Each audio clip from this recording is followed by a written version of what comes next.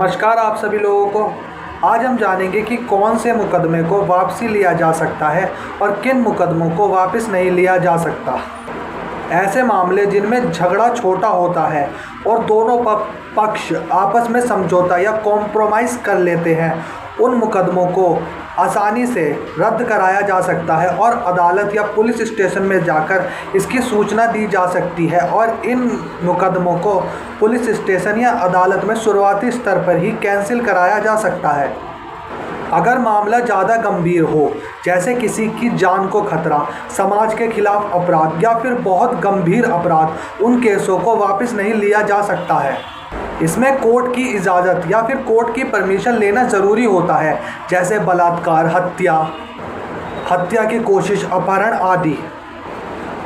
दर्ज की गई एफआईआर वापस कैसे लेते हैं? यदि किसी व्यक्ति ने पुलिस स्टेशन में एफआईआर दर्ज कराई है और वो उसे वापस लेना चाहता है, तो उसके लिए कुछ कानूनी प्रक्रियाएं हैं। आइए उन्हें जानने की कोशिश करते हैं। जिस पुलिस स्टेशन में एफआईआर दर्ज की जाती है, उसी स्टेशन में जाकर एफआईआर के खिलाफ एक लिखित अर्जी दी जाती है और उस अर्जी में लिखा जाता है कि वह उस केस में आगे कोई कार्रवाई करना नहीं चाहता है और एफआईआर को वापस लेना चाहता है। पुलिस की जांच रिपोर्ट।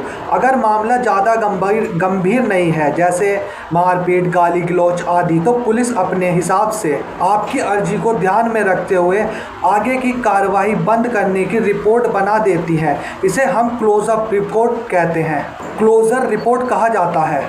यदि एफआईआर ऐसे अपराध की है जिसे कानूनी समझौते से ख़त्म करने की इजाज़त नहीं होती, जैसे हत्या करने की कोशिश, बलात्कार, धोखाधड़ी जैसे गंभीर अपराध, तो फिर एफआईआर थाने या मजिस्ट्रेट के सामने से वापस नहीं ली जाती। उसके लिए हाईकोर्ट के अंदर एक रिट याचिका फाइल करनी होती है, जिससे एफआईआर को रद्द कराया जाता है। ऐसे मामले में हाईकोर्ट ही तय करता है कि एफआईआर को रद्द किया जाएगा या फिर नहीं।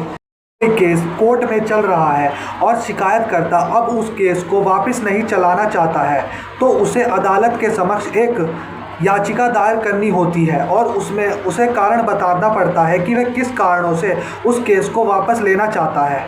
अदालत में अर्जी देना। जिस कोर्ट के अंदर शिकायतकर्ता का केस चल रहा होता है, वहाँ पर शिकायतकर्ता को एक लिखित अर्जी देनी होती है। इस अर्जी के अंदर कारण भी बताना पड़ता है, जैसे समझौता हो गया है, गलतफहमी थी या फिर अब कोई विवाद नहीं है। कोर्ट यह देखता है कि केस वापस लिया जा सकता है या नहीं। हर केस को अदालत के अंदर से वापस नहीं लिया जा सकता। कम गंभीर अपराध के केसों को ही अदालत में याचिका देकर वापस लिया जा सकता है या फिर एफआईआर को रद्द कराया जा सकता है। यदि मामला कम गंभीर है तो कोर्ट समझौते के आधार पर उस केस को ख़त्म करने की अनुमति दे सकती है। वही मामला अगर गंभीर अपराध से जुड़ा है, जैसे हत्या, बलात्कार, तो कोर्ट शिकायतकर्ता की अर्जी पर भी उस केस को बंद नहीं करती। ऐसे मामले में केस को ख़त्म करने के लिए हाई कोर्ट में याचिका दाखिल करनी होती है। कोर्ट में बयान देना। शिकायतकर्ता को अदालत में जाकर यह बताना होता है कि वह केस वापस लेना चाहता है। जज उनके बयान को रिकॉर्ड करते हैं और जांच करने के आदेश देते हैं कि कहीं किसी दबाव या गलतफहमी की वजह से तो वह केस को वापस नहीं लेना चाहते हैं। एफआईआर वापस लेने या फिर रद्द कराने में कितना खर्चा आता है, आइए जाने। अगर मामला कम गंभीर है, जैसे गाली गलौज, मारपीट आदि, तो ऐसे मामले को थाने या मजिस्ट्रेट के समक्ष जाकर समझौते के आधार पर एफआईआर को रद्द कराया जा सकता है। इसमें समय लगभग 15 से 1 महीने के करीब लगता है। 15 दिन से लेकर 1 महीने तक का समय लग जाता है। यदि आप वकील की मदद लेते हैं तो 5,000 रुपये से लेकर 20,000 रुपये तक का खर्चा आ जाता है।